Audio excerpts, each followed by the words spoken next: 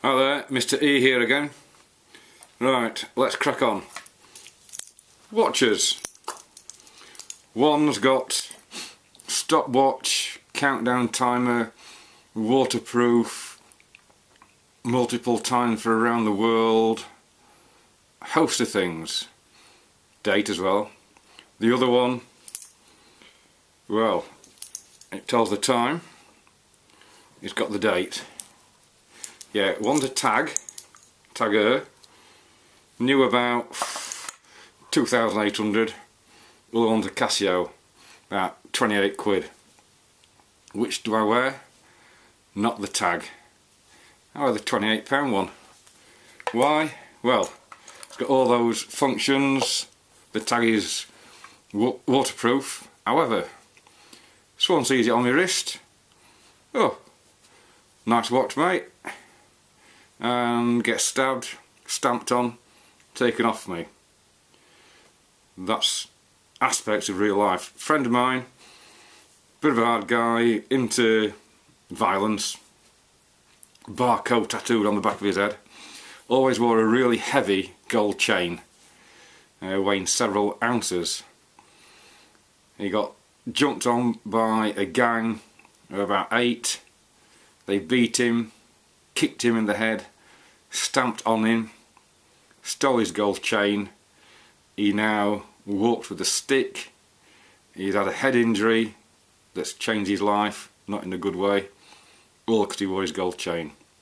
If you're wearing a watch that's worth a lot, a gold chain that's worth a lot, think about where you wear it and where you don't. Going downtown, probably not the best thing to do. In your house or in your friend's house, cool.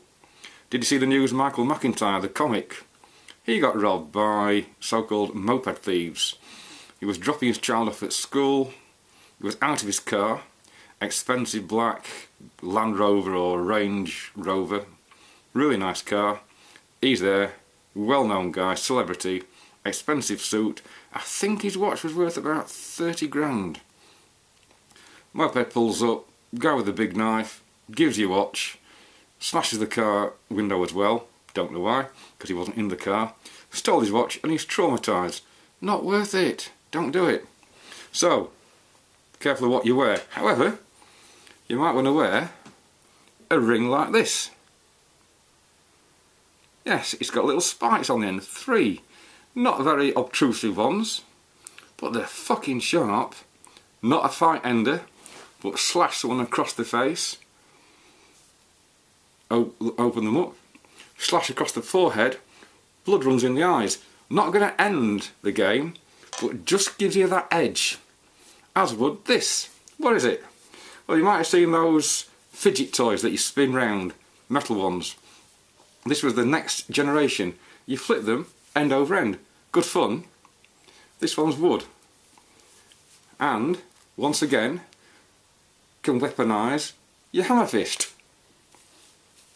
And it's a fidget toy. Right, let's talk blades.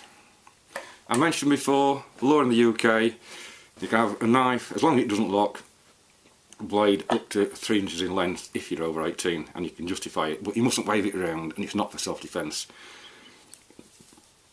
I carried this one for years. Unfortunately, the blade is 3.5 inches long, and it locks. Real shame. Really nice knife. Use it on my bike to strip wires, cut bread while camping, whittle sticks. Carried it occasionally for self-defence, but never have to use it. Now illegal.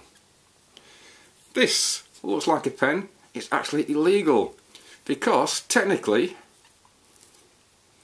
this, if you look, it's got a concealed blade. It's actually a scalpel or a craft knife, but concealed blade. So keep it in the craft box, don't carry it. As for carrying knives, apart from a very small one that I have on my keyring that I'll show you later, I don't carry one. If you've got one, whether it's legal or illegal, if you pull it out, you've got to be prepared to use it. It's not, oh, I'll frighten them off because I've got a fucking knife. No. and we know a lot of people have them taken off and used against them. Personally, I don't want to stab anyone. If I want to kill someone, I know how to do it without a knife. If I want to disable someone, I can do it really easy with my hands or my feet or my head. So I don't want to stab anyone. I'd rather disable them by putting them in a fucking wheelchair, or blinding them, or stamping on the throat, than stabbing them. If I needed to kill someone, life or death, I can do that, no problem. But, have you seen the light?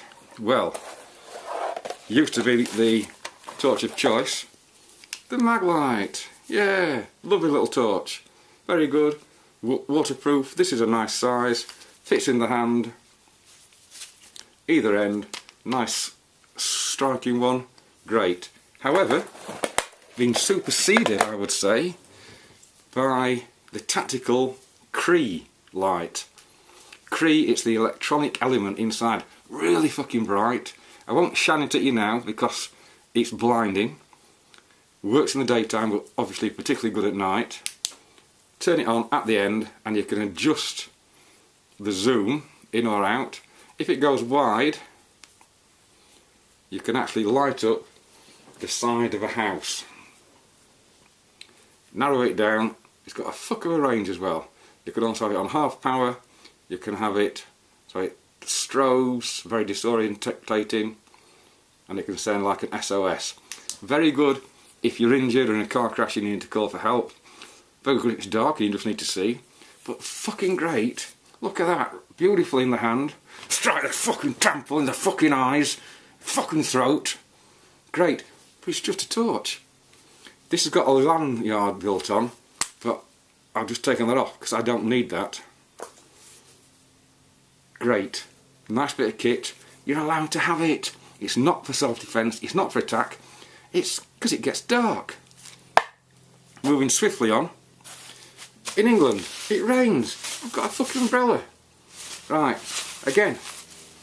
Could be a kosh, yeah. Great for striking. Strike, strike, strike. Wonderful. Keeps the rain off and the sun. You're allowed to have these. This is compact. Fits in my pocket. I'm wearing combats. Fits in the bag. Great. If you've got a long one, a fixed one, with a pointy end, not as easy to carry around. However, usually they're pretty bendable, as in you hit something, they bend. So don't hit, hold it with two hands and strike. You can strike the face, the throat, sternum, strike, smash.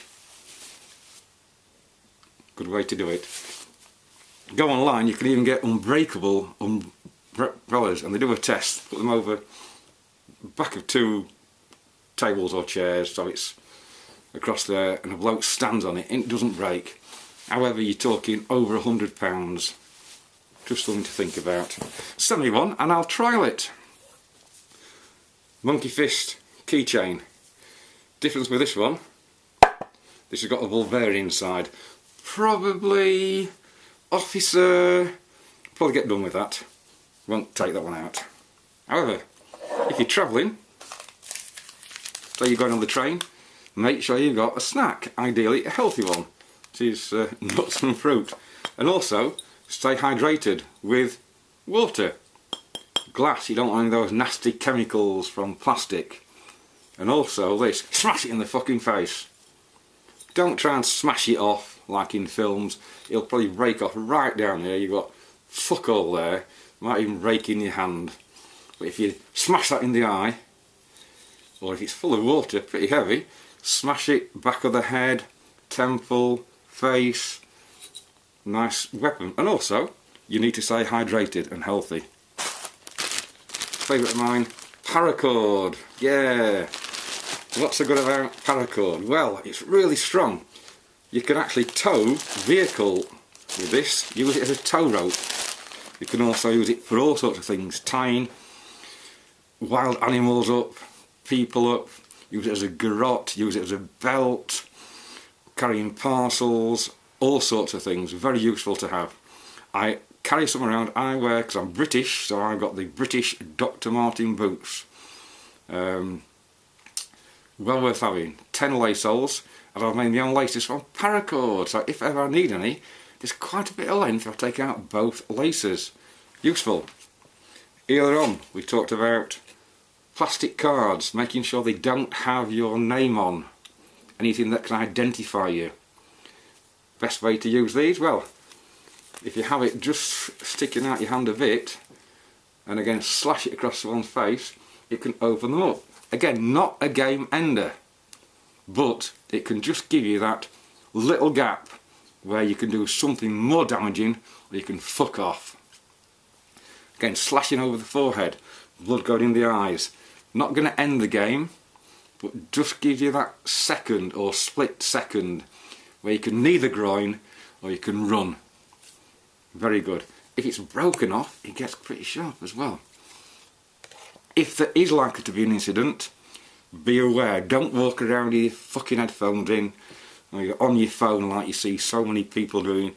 You're not living life, you're living an alternative existence, not being aware of things. And who would you mug? You'd mug the person who's oblivious, who's in cold fucking white, because they're looking at the phone, and it's a £500 phone. Ooh, have a look online at all the moped thieves going around, just taking phones. Piece of piss. Don't do it. If you're wearing your headphones, don't wear them going across the car park to the supermarket. Wear them in the supermarket. You're probably going to be safe there. Be alert. Homework is, who would you rob? I'm not saying rob them. Don't. But just imagine you were. Who would it be? Have a look round. Okay? Stay safe on the streets.